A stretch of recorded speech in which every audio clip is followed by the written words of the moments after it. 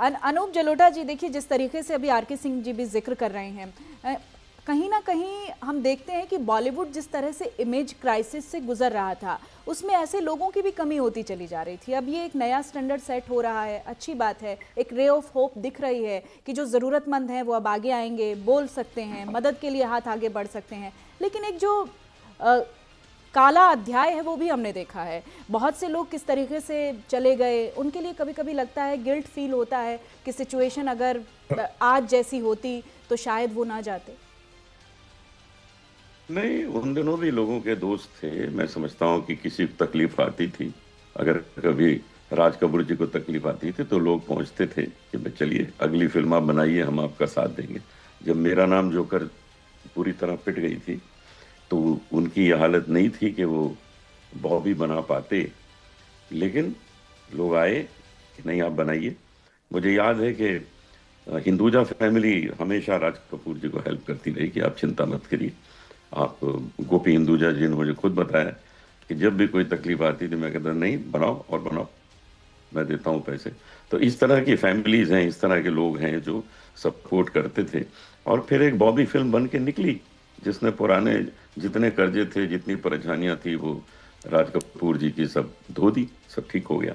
इसी तरह किसी को और भी कष्ट आते हैं तो लोग हैं, क्योंकि आदमी अपनी इमेज अगर अच्छी बना ले, उसमें कई वर्ष लगते हैं, अगर इमरजेंसी बना ले कि भाई वो देगा ही वापस, तो सामने वाले को देने में, हेल्प करने में कोई तकलीफ नहीं है। क्योंकि लोगों के पास इतना पैसा पड़ा हुआ है, बहुत से लोग ऐसे हैं कि वो उन्हें देना ही देना है, लेकिन कहाँ दें वो सही लोग ढूंढना चाहते हैं कि किसको दें किसको ना दें।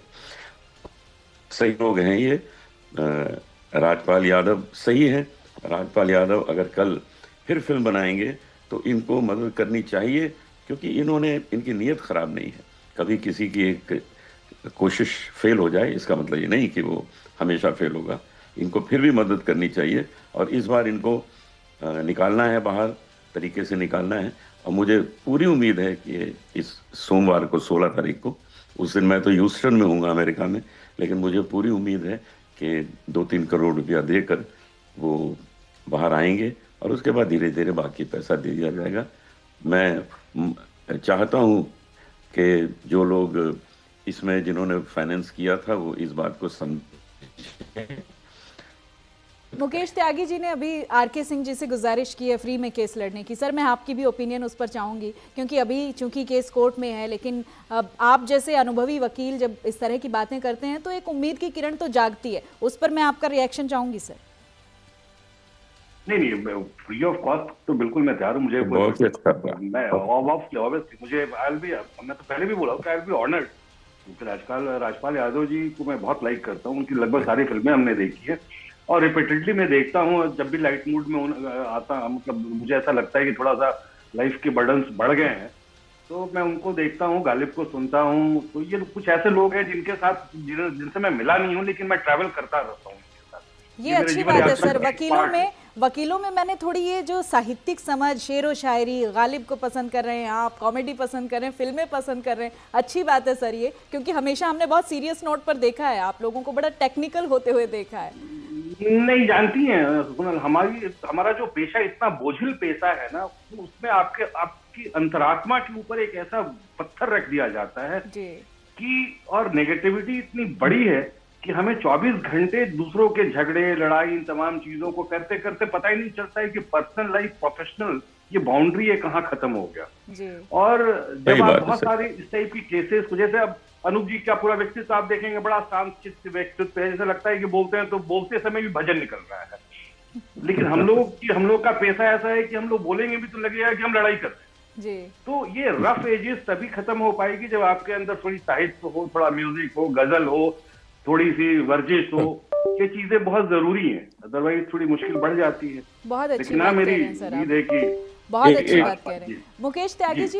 ये जो एक शेर सुनाता हूँ कि इस शेर में ये बात जरा समझ में आती है कि जिंदगी में आप कुछ भी करेंगे तो तब होगा कि मोहब्बत में यकीनन गम मिलेंगे, मोहब्बत में यकीनन गम मिलेंगे, कभी ज्यादा कभी कुछ कम मिलेंगे। वाह सर, बहुत खूबसूरत, लेकिन बहुत सुंदर, मिलने तो है, बहुत मिलने अच्छा, तो है। बहुत अच्छा। देखिए यही होता है ना संगम, कला के क्षेत्र से लोग जुड़ते हैं और वकालत से जुड़ते हैं, और जब एक दूसरे की सोहबत का असर होता है और एक दूसरे के टेस्ट मिलते हैं तो फिर कैसे पैनल एक दूसरे से जुड़ा हुआ महसूस होता है, ये मैं भी ऑब्जर्व कर पा रही हूँ। मुकेश त्यागी जी, मैं टॉपिक पर आती हूँ, क्योंकि ये जो एक वेव है, ये एक टेम्पररी वेव के तौर पर देख रहे हैं, या आपको लगता है कि कोई इंस्टीट्यूशनल इसमें चेंज आएगा? मैं बॉलीवुड की इमेज की बात कर रही हूँ, क्योंकि कई बार क्या होता है कि एक बार एक वेव बनकर रह जाती है, बस उसका हम बहुत दूरगामी परिणाम नहीं देख पाते हैं, लेकिन ऐसे केसेस के उठने के बाद आगे तक ये वेव कितनी चलती है ये कहना मुश्किल हो जाता है। देखिए, मैंने ये देखा वेस्टर्न मीडिया में जब चैरिटी रेस करते हैं तो टेलीविजन पे एक शो होता है और उसमें जो है लोगों से अपील की जाती है, जैसे अनूप जी का कोई कॉन्सर्ट हो जाए और या कोई चैनल के साथ कमिट कर दे, या सलमान खान आ जाएं या सोनू सूद आ जाएं कि भाई हम ये चैरिटी एक शो कर रहे हैं आपके लिए और जो पैसा आएगा वो हम राजपाल यादव जी के उसमें देंगे। तो मैं समझता हूँ उसमें वेस्ट में तो मैं देखा millions of dollar Ethiopian refugees के लिए आ जाते हैं, करोड़ों रुपए स्पेस्टिक्स चिल्ड्रन के लिए आ जाते हैं। हिंदुस्तान में अब ये कल्चर इतना सशक्त नहीं है।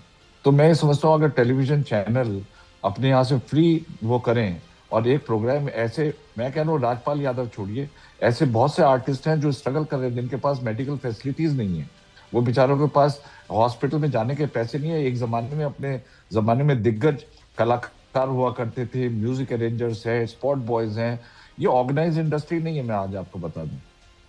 और इसमें एम्प्लॉयमेंट इस केस रिलेटेड, अगर कोई प्रोजेक्ट आ गया तो उनको जॉब मिल जाता है, फिर फिल्म खत्म हो गई तो फिर उनको दूसरा जॉब ढूंढना पड़ता है। तो ये जो एक मुसलसल एक मुसीबत का माहौल है, इसका सोल्यूशन निकालना मैं समझता हूँ फिल्म इंडस्ट्री में दिग्गजों का एक प्राथमिक कर्तव्य है कि कुछ इस प्रकार का कॉर्पस क्रिएट करें कि नीडी लोगों को, जेन्युइन लोगों को जो है मदद सही टाइम पर मिले। तो मेरा यही कहना है, मैं भी एक शेर बोल देता हूँ, बेनाम से ये दर्द ठहर क्यों नहीं जाता और जो बीत गया वो गुजर क्यों नहीं जाता। तो ये जो दर्द है ये मुसलसल जिंदगी में रहेगा, क्योंकि राजपाल जी का ये भी एक बहुत बड़ा पनिशमेंट है। और मैं वकील साहब के माध्यम से एक बात ये कहना चाहता हूँ कि इनके पास एक मौका आया था, जिन्होंने चेक्स इशू किए, ये दोबारा चेक्स बाउंस हुए हैं। तो कोर्ट हो सकता है कि इनका एक थोड़ा सा डिफिकल्ट व्यू ले कि भाई आपको एक मौका दिया, आपको छोड़ा, उसके बाद आप फिर बाउंस चेक दे गए। तो ये आप वकील साहब ज्यादा इसके बारे में बता पाएंगे, पर situation is not that comfortable as I feel from the legal point of view.